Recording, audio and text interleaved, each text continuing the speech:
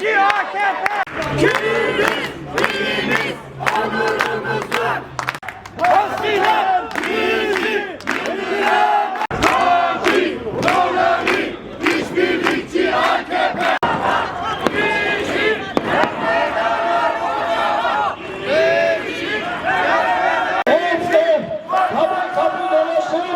Bunun örgütlemesini yapacağız. Rojava'ya sahip çıkacağız. Rojava'dan barbarları söküp atacağız. Rojava yanaya. Berhudana Rojava. Bizi. Berhudana Rojava. Bizi. Berhudana Rojava. Kürdistan yakaladı!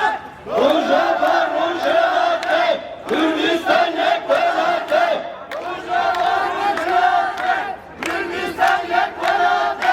Rojava, Goristan, Zibu faşistan. Rojava, Goristan, Zibu faşistan.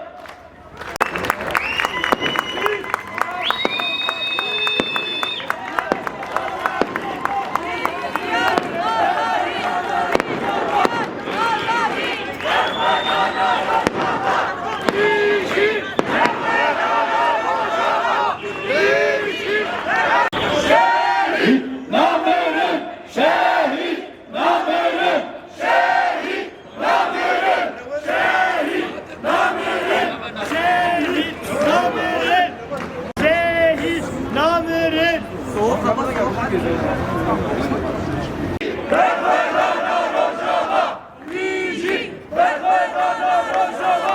Değerli halkımız, sözlerimiz yarıda kaldı. Şunu diyoruz, çıkmış bir tanesi, bir tane Paçavra gazetesi şunu yazıyor. Diyor ki orta... Her yer Rojava, her yer direniş.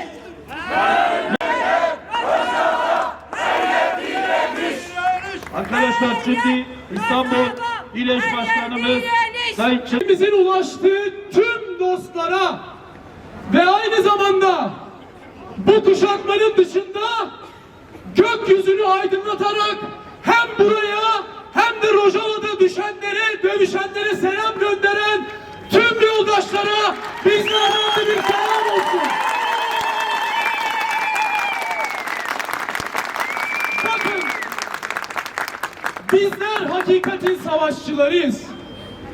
Sözümüz hakikatin ne olduğunu dile getirmek ve bunu tüm topluma yaymaktır. Bu kadar basit.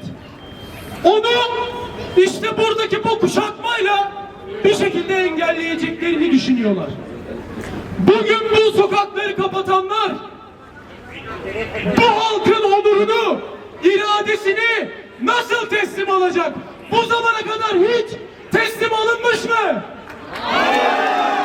Hiç bu ablukalar, bu kuşatmalar bizim her türlü zulme karşı irademizi bir kez olsun almayı başarabilmiş mi? Bundan sonra da başaramayacak.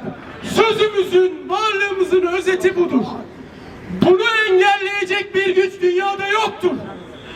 Bugün buradayız, yarın başka yerdeyiz. Ama bizim kalplerimizi, yüreklerimizi, her biri bir devrimci hücre olan yüreklerimizi teslim alamazsınız. Bu sokakları tutarsınız ama onurumuzu asla ve asla teslim alamaz mısın?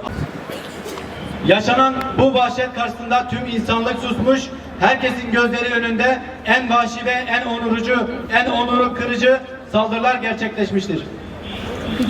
Saldırıların tam da Suriye Demokratik Güçlerinin, Suriye ordusu entegrasyonun ve siyasi çözüm arayışının tartıştığı bir süreçte gerçekleşmesi son derece manidadır. Bu durum yaşananların çözüm ihtimalini sabote etmeyi amaçlayan çözüm çarşıtı odaklar tarafından bilinçli biçimde karıştırdığını göstermektedir. Kürtleri hedef alan bu saldırılar yalnızca bugünkü değil, Suriye'nin geleceğine dair olası siyasi uzlaşma zeminlerinde de dinamikletilmektedir. Bu saldırıların aynı zamanda Türkiye'de devam eden barış ve demokratik toplum sürecinin olumsuz etkileyeceğini açıktır. Rojava'ya yönelik bu düşmanca tutum SDG'nin entegrasyon ve çözüm yönündeki çabalarını zayıflatmayı, bölgesel barış ihtimalini sabote etmeyi amaçlamaktadır. Çözüm karşıtı güçler savaşı derinleştirerek halklar arasındaki demokratik ve barışçıl gelecek ihtimalini boğmak istemektedir. Barbarları söküp atacağım. Rojava!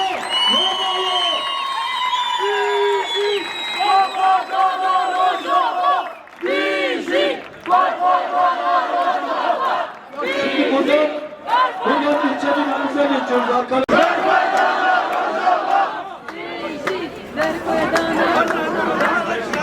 Nerede şey?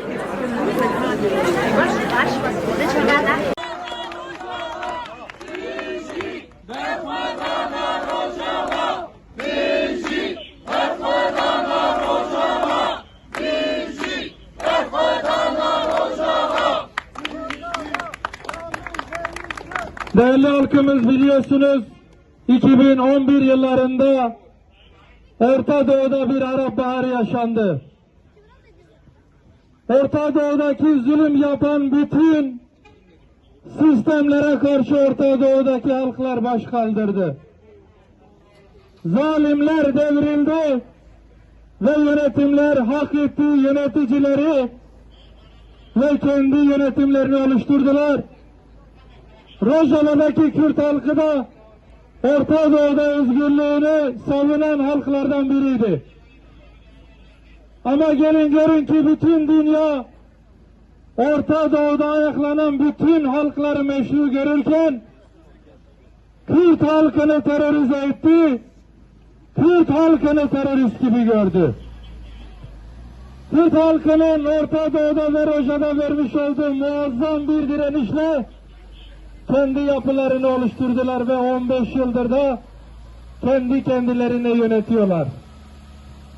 Ama gelinen durumda Kobani'de ağır bir yenilgi yaşayan IŞİD kravatlı ve takım elbiseli bir şekilde ortaya koydu. Kendini ve aynı zamanda da daha güçlenerek uluslararası güçleri de arkasına alarak bu sefer tekrar Kürtlere savaş açtı ve saldırıyor şu an. Büyük katliamlar yaşatmaya çalışıyor. Bizler de Kürt halkı ve dostları olarak diyoruz ki nasıl 2014 yılında Kobani düşmediyse 2026 yılında da Kobani düşmeyecek, bu bilinmelidir.